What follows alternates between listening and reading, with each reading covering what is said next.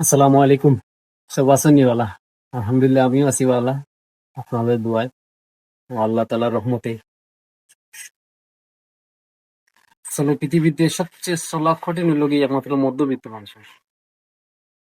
মধ্যবিত্ত ফ্যামিলি মানুষ যারা আছে কিন্তু এরা বুঝবো একটা মধ্যবিত্ত ফ্যামিলির মানুষের কতটুকু চলাফেরা কত কঠিন।